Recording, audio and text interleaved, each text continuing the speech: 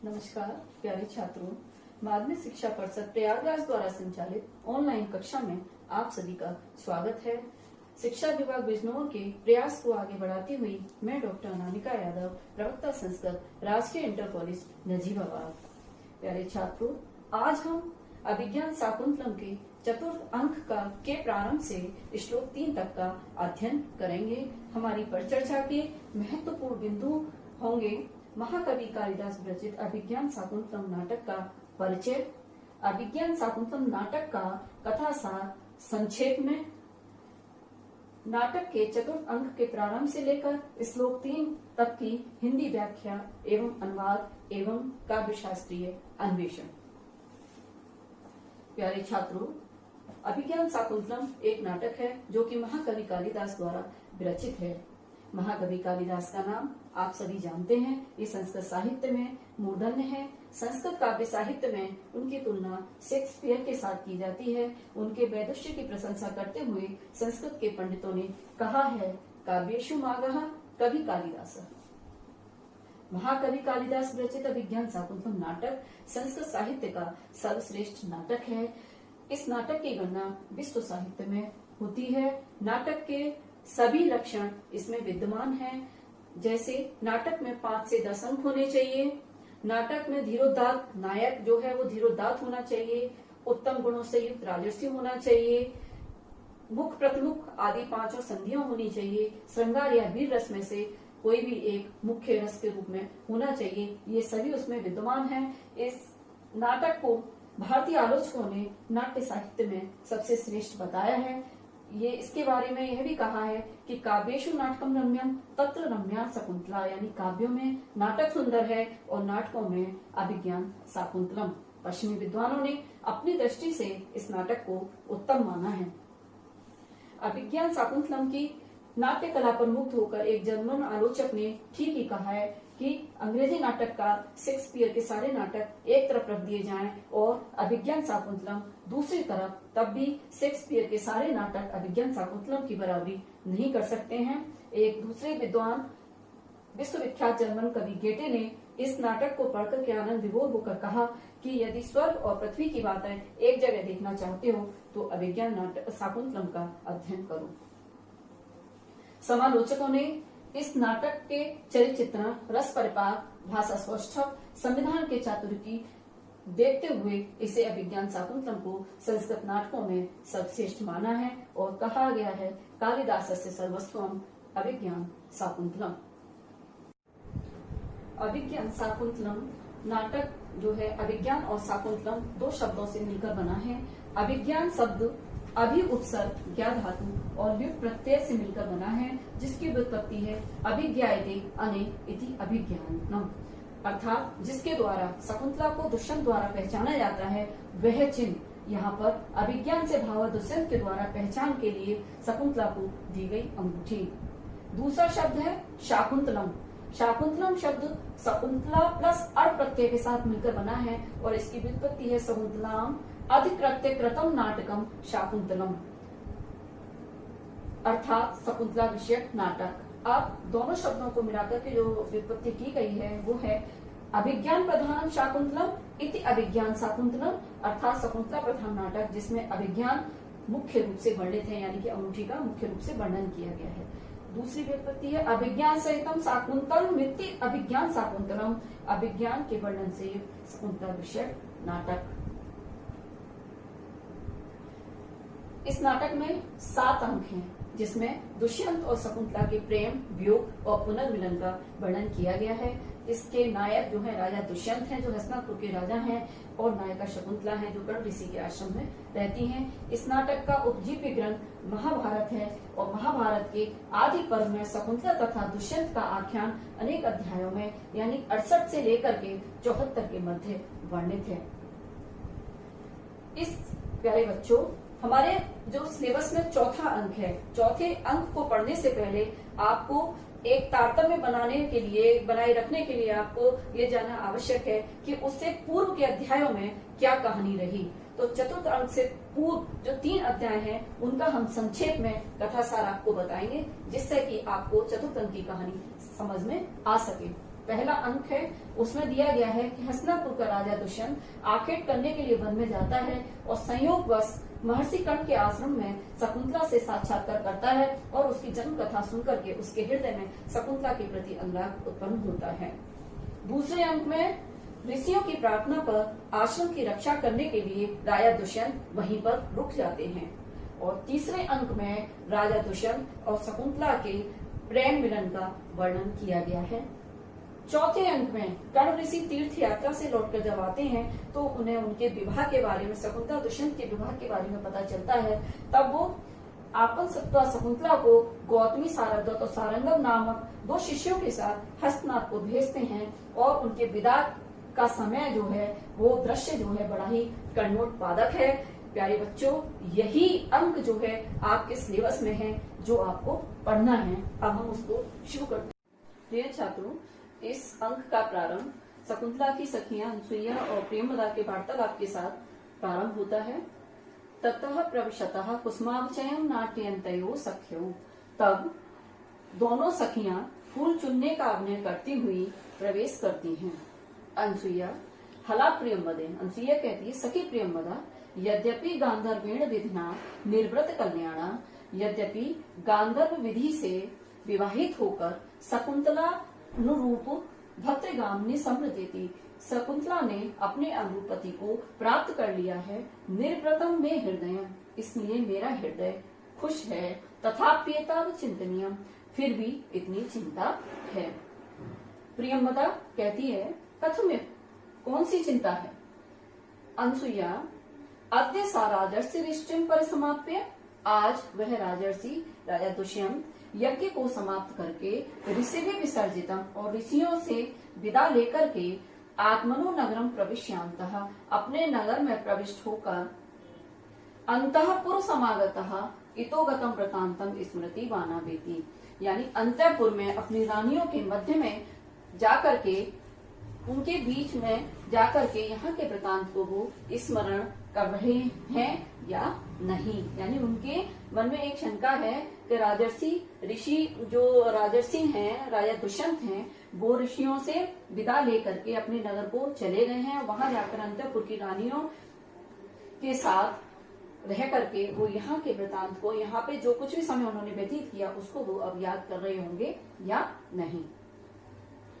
प्रियमदा कहती है विश्रब्दा भवः, यानी कि निश्चिंत रहो। ना तादृश आकृति विशेषा गुण विरोधनो भवंती, यानी उस प्रकार की आकृतियां जो हैं गुण विरोधी नहीं होती हैं। कहने का आशय यह है कि राजा दुष्यंत जैसे स्वभाव के हैं, उनमें जो गुण हैं वो उसके विपरीत नहीं होंगे। बच्चों, ये पंक्ति जो है सूक्ति वाक्य है, सुभाषित वाक्य है और ये बहुत ही महत्वपूर्ण सूक्ति है। इसे आपको ध्यान देना है और याद भी करना है। तो वैसी आकृतियां जो हैं गुण विरोधी नहीं होती। कैसी आकृतियां? जैसे स्वभाव के राजा दुष्यंत हैं वैसे स्वभाव वाले व्यक्तियों की जो आकृतियां होती हैं वे गुण विरोधी नहीं होती हैं। तातः इदानीम वृतांतम श्रुत्वा, पिता कर्ण इस वृतांत को सुनकर के ना जाने किम प्रतिपतस्यत इति, ना जाने वो क्या सोचेंगे। अनसुईया कहती है यथा अहम पश्यामि तथा तस्यानुमतम भवेतः, जहाँ तक मैं सोचती हूँ, जैसा मैं सोच रही हूँ वह इस विवाह को अनुमति दे देंगे। प्रियमदा कहती है कथम, कैसे? अनसुईया कहती है गुणवते कन्या प्रतिपादनीयत्यम तावत प्रथम संकल्प, गुणवान व्यक्ति को कन्या देनी चाहिए ऐसा माता पिता का प्रथम संकल्प होता है। और कर्ण ऋषि का भी यही प्रथम संकल्प था कि मैं अपनी पुत्री का विवाह एक गुणवान व्यक्ति से करूं।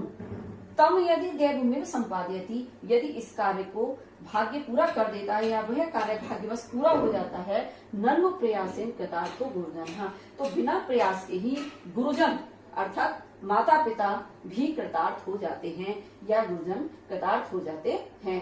बच्चों, ये भी सूक्ति वाक्य था, गुणवते कन्या प्रतिपादनीयतम, तो यानी गुणवान व्यक्ति को कन्या देनी चाहिए। आप लोग भी देखते होंगे कि जब भी आपके घर में परिवार में किसी कन्या का विवाह होता है तो उसके माता पिता सबसे पहले यही देखते हैं कि जिस व्यक्ति के साथ में हमारी कन्या का विवाह हो रहा है वो व्यक्ति जो है गुणवान होना चाहिए, उसमें सभी अच्छे गुण विद्यमान होने चाहिए। तो ये सूक्ति भी आपको तैयार करनी है। प्रियमदा पुष्प भाजनम विलोक्य, फूलों के पात्र को देख करके सखी अविचितानी बलिकर्म पर्याप्तानी पुष्पानि, हे सखी पूजा के कार्य हेतु इतने पुष्प जो हैं वो पर्याप्त हैं। अनसुईया ननु सख्या शकुंतलाया सौभाग्य देवता अर्चनिया, अरे सखी हमें शकुंतला के सौभाग्य देवता की भी पूजा करनी है। प्रियमदा कहती है युज्यते, ठीक है, इति तदेव करवाग्नयति, फूल चुनने का वो दोनों अग्नय करती हैं। नेपथ्य से यानी पर्दे के पीछे से आवाज आती है। पर्दे के पीछे से मतलब ये नाटक है, मंच पर हो रहा है, तो पर्दे के पीछे से आवाज आती है अयम हे भो, अरे यह मैं हूँ। अनुसुईया कहती है कर्ण दत्वा, सुन करके सखी अतिथि नाम एवं निवेदितम, किसी विशेष अतिथि की आवाज लग रही है, किसी अतिथि का निवेदन लग रहा है। प्रियमदा कहती है ननुटज सन्निधः शकुंतला, कुटिया में शकुंतला मौजूद है। प्रियमदा कहती है आत्मगतम, मन में वो विचार करती है, अद्य पुनर्हृदय न सन्निहिता, वो आज मन से कहीं और है, उसका मन आज कहीं और है। फिर अनुसुईया कहती है भवतु अलमेतावधि कुसुमयी, ठीक है बस इतने ही फूल काफी हैं। इति प्रस्तुते, इस प्रकार वे दोनों चल देती हैं। नेपथ्य, फिर नेपथ्य से आवाज आती है आ अतिथि परिभावनी, अरे अतिथि का तिरस्कार करने वाली। ये जो अतिथि हैं वो दुर्वासा ऋषि उस कुटिया में प्रवेश किया है उन्होंने, जहाँ पर शकुंतला जो है मन से कहीं और है, जिसका ध्यान कहीं और है। बड़ा ही सुंदर इस श्लोक का वर्णन महाकवि कालिदास के द्वारा किया गया है, ध्यान से देखें। विचिन्तयन्ति यमुनन्य मानसा तपोधनं वेत्सि न मामुपस्थितं, स्मरिष्यति त्वां नासा बोधितो अपि सन्, कथां प्रमत्तः प्रथमं प्रथम। ये जो श्लोक है बच्चों, इसका अन्वय नीचे यहाँ दिया गया है, इसको देखें। अनन्य मानसा यम विचिन्तयन्ति उपस्थितं तपोधनं मां न वेत्सि सह त्वां प्रमत्तः प्रथमं कृतां, कथामि बोधितो अपि सन् न स्मरिष्यति। अर्थ जो है अन्वय के अनुसार ही अर्थ निकलता है, जिस क्रम में शब्द होते हैं उसी क्रम में अन्वय के शब्द दिए जाते हैं। तो यहाँ ऊपर देखें आप, विचिंत्रयन्ति अनन्य मानसा, जिसको अनन्य मानसा यानी अनन्य मन से, एकाग्र मन से तुम जिसका, विचिंतयन्ति माने विचार कर रही हो, जिसका एकाग्र मन से विचार कर रही हो, तपोधनम वेत्सि न माम उपस्थितम, मुझ उपस्थित तपस्वी को नहीं जान रही हो, स्मरिष्यति त्वां नासा बोधितो अपि सन्, तुम्हारे द्वारा स्मरण कराए जाने पर भी वह तुमको, सह माने वह, त्वां माने तुमको, वैसे ही याद नहीं करेगा जैसे कथा प्रमत्ता प्रथम कथानु में, जैसे कोई प्रमादी व्यक्ति पहले कही गई बात को याद नहीं करता है।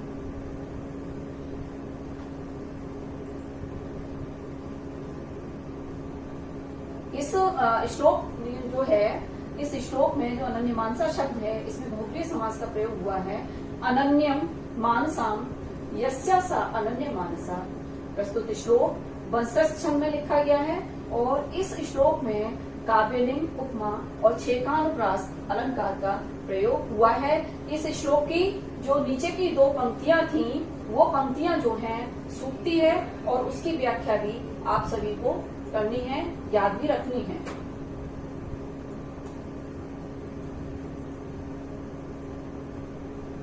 अब प्रियंवदा कहती है हा धिक, अरे धिक्कार है, अप्रियमेव समृतम, अप्रिय मेव समृतम, अप्रिय हो गया, कस्मिन्नपि पूजा ही अपराधा, किसी पूजनीय व्यक्ति के प्रति शून्य हृदय शकुंतला ने अपराध कर दिया।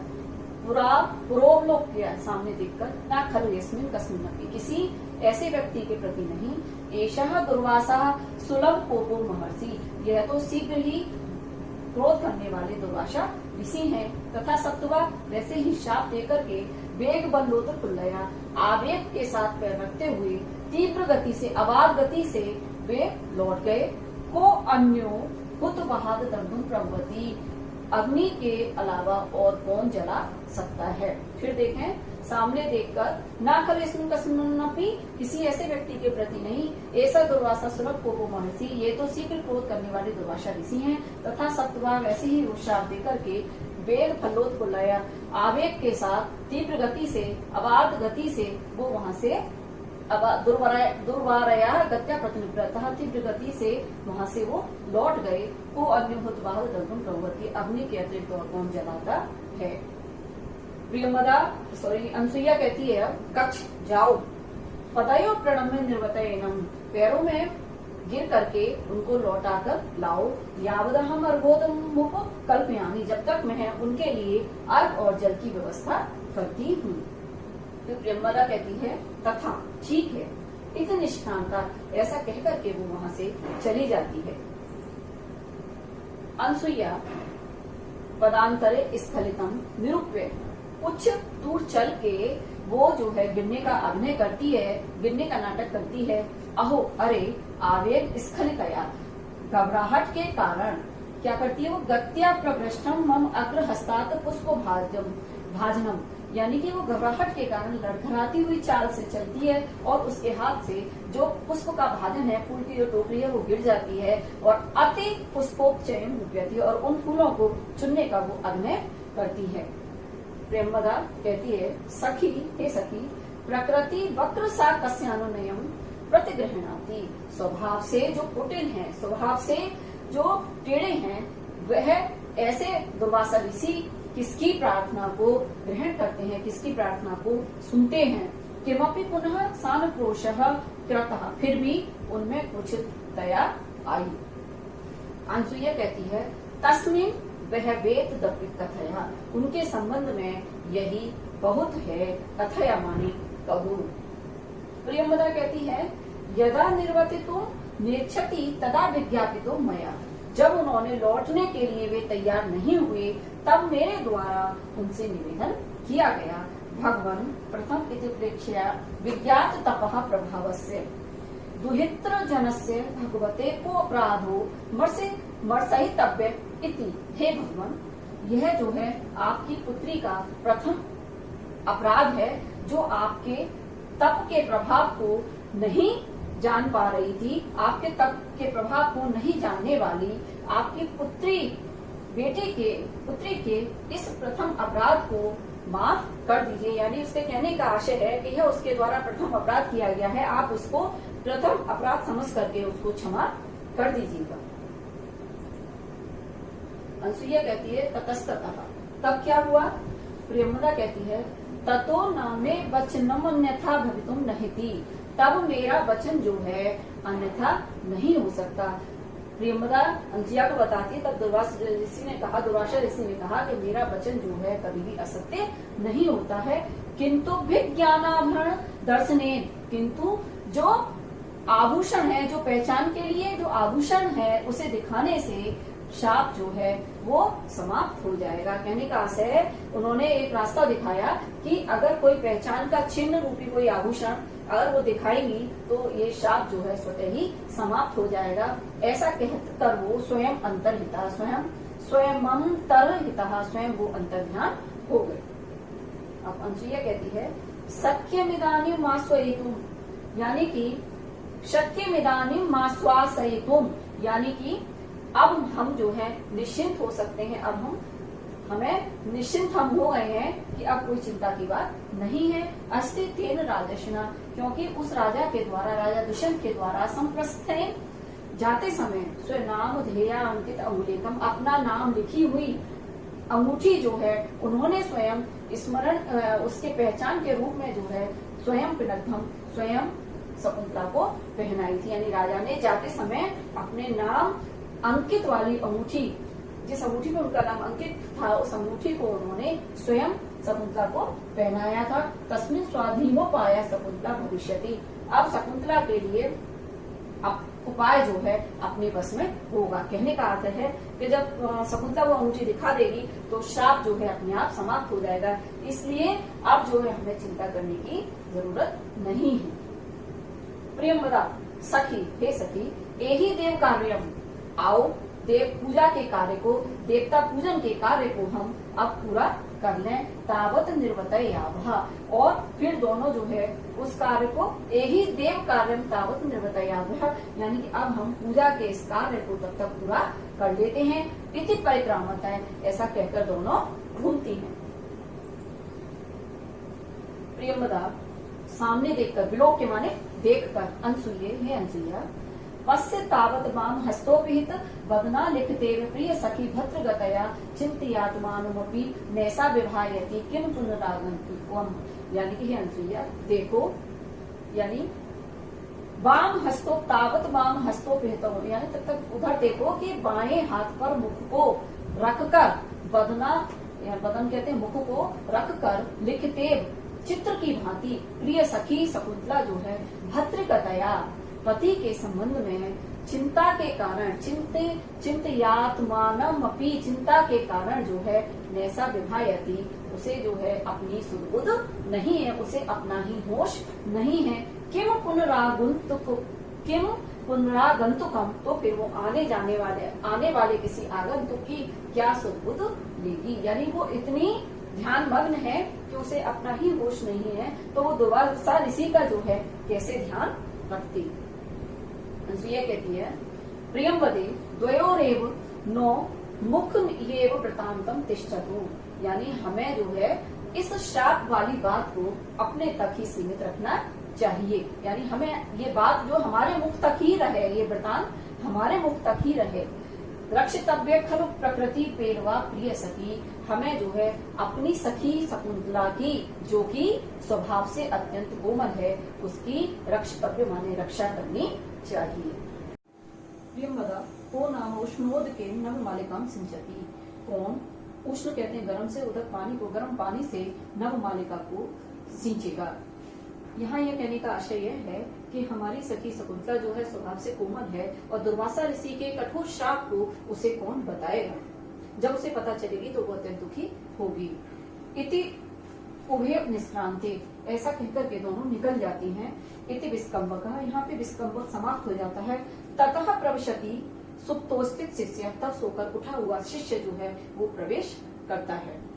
शिष्य वेरोप लक्षणार्थ मादिष्टोस्मि तत्र भक्ता प्रवासाद उपाव्रतेन काश्यपेन, यानी कर्ण ऋषि प्रवास से लौटे कर्ण ऋषि ने शिष्य को प्रातः काल का लक्षण जानने के लिए आदेश दिया है, यानी कि कर्ण प्रवास काल से लौटे कर्ण ऋषि ने मुझे प्रातः काल का लक्षण जानने के लिए आदेश दिया है। प्रकाशम निर्गतास्त बदबुलोक्यामी, यानी बाहर प्रकाश में जाकर के निकल कर मैं जो हूँ देखता हूँ कि वध सिस्टम रजन्या इति, कितनी रात्रि विशेष बची है। परिक्रम्यावलोक्य च, घूमकर और देखकर, हंते प्रभातम, अरे सुबह हो गई, यथा ही, क्योंकि। बच्चों ये जो श्लोक है इसमें प्रातः काल का बड़ा ही सुंदर कवि कालिदास के द्वारा किया गया है। देखें, याते कतोस्त शिखरम पतिरोषधीना माविष्कृतो रूढ़ प्रग्रह सरह एक तोर कह तेजोदय से युगपद व्यसनोदयाभ्याम लोको नियमत एवात्म दशांतरेषु, यानी कि इसका जो श्लोक है इसका मैं नीचे एक बार देख लीजिएगा। एकतः औषधीनाम पति अस्त शिखरम याति, एकतः अरुणपुरः सरः अर्कः आविष्कृतः भवति तेजोदयस्य युगपद व्यसनोदयाभ्याम लोकः आत्मदशांतरेषु नियम्यते। ये अन्वय के अनुसार अर्थ है। अब अर्थ सुने आप।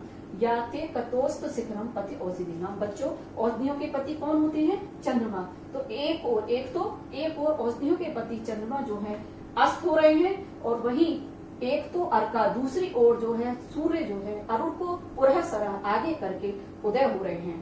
तेजोद्वय से युगपद, एक साथ दोनों का तेज, जो सूर्य के अस्त होने का और सूर्य के उदय होने का और चंद्रमा के अस्त होने का, दोनों का एक साथ तेज जो है, मानो संसार इस तेज में अपनी जो दशा विशेष हैं, दशा विशेषों में अपने आप को नियंत्रित कर रहा हो। दोनों तेजों का अस्त और उदय मानो संसार को अपनी विशेष दशाओं में बांधे हुए है या नियंत्रित करा। एक बार फिर देखें, औषधियों के पति चंद्रमा जो है अस्त हो रहे हैं, और दूसरी ओर सूर्य जो है अरुण को आगे करके उदय हो रहे हैं। दोनों का तेज एक साथ संसार को मानो अपनी दशा विशेषों में नियंत्रित कर रहा हो। यहाँ पे बच्चों यह श्लोक जो है बसंत का चिन्ह लिखा गया है और इस श्लोक में दृष्टांत, निदर्शना, समासोक्ति और तुल्योगिता तथा यथासंख्य अधिकार का अलंकार का प्रयोग हुआ है और साथ ही श्लोक के साथ में शब्दार्थ भी दिए गए हैं जिनको आप देख सकते हैं। अपिचा और भी, इसी क्रम में ये अगला श्लोक है। अपिचा और भी अंतर्हिते शशिनी सैव कुमुदवती में दृष्टिम नानंदयति संस्मरणीय शोभा इष्ट प्रवास जनितानि बला जनस्य दुखानी नूनमत मात्र सुध सुहानी। तो ये इसका अन्वय नीचे है। शशिनी अंतर्हिते सा एव कुमुदवती संस्मरणीय शोभा में दृष्टि नानंदयति मूलम अबला जनस्य इष्ट प्रवास जनितानि दुखानी अतिमात्र सुध सुहानी। इसी से अर्थ निकलेगा अंतर्हिते शशिनी, चंद्रमा के अस्त हो जाने पर, से वही कुमुदनी में दृष्टि नानंदयति संस्मरणीय शोभा, चंद्रमा के अस्त हो जाने पर वही कुमुदनी की जो देखने योग्य शोभा होती थी वो अब जो है मेरी दृष्टि को आनंदित नहीं कर रही है।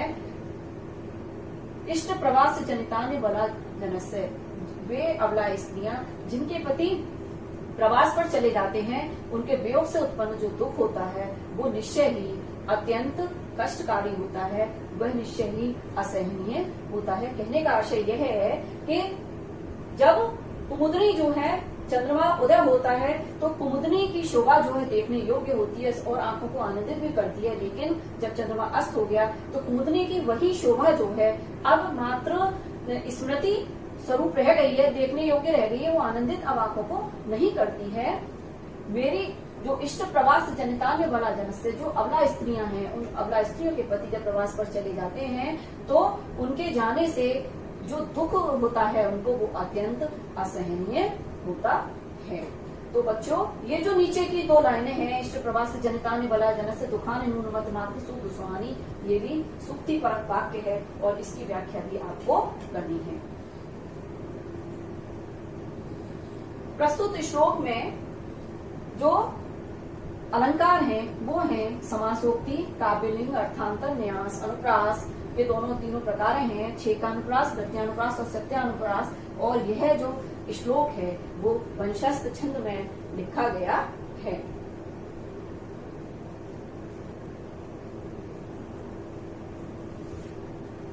अंत में जो हमारा अध्ययन का विषय था बच्चों आज ये 3 श्लोक तक का ही था और वो मैंने करा दिया। अब आगे मैं आपको अभ्यास कार्य दे रही हूँ जो आपको घर पर करना है और नोट करना है कॉपियों पे। पहला है पठित नाट्यांश एवं श्लोक 1, 2, 3 की हिंदी व्याख्या लिखें। आपको आज पढ़ाया गया है प्रारंभ से लेकर चतुर्थ अंक के 3 श्लोक तक का, उन नाट्यांश के आप हिंदी व्याख्या लिखेंगे कॉपियों में। सूक्ति परक वाक्यों की संदर्भ सहित व्याख्या, और जो सूक्तियां पूरे पठित उसमें जितना हमने नाट्यांश पढ़ाया उसमें जो जो सूक्तियां आई हैं उनकी आपको संदर्भ सहित व्याख्या लिखनी है। संदर्भ में आपको लिखना है कि प्रस्तुत सूक्ति हमारी पाठ्य पुस्तक कालिदास विरचित अभिज्ञान शाकुंतलम के 4th अंक से उद्धृत है। तो आप ये लिखेंगे। फिर तीसरा है श्लोकों का वाचन करें। जो श्लोक आपको तीनों पढ़ाए गए हैं उन श्लोकों का उच्चारण आप करेंगे घर पर। श्लोकों में आए कठिन शब्दों का अर्थ याद करें। श्लोकों के अंतर्गत जो कठिन शब्द आए थे उनको भी आप याद करेंगे और हर शब्दों के अर्थ जो है आपके उसमें साथ साथ दिए गए हैं आप उनको देखेंगे।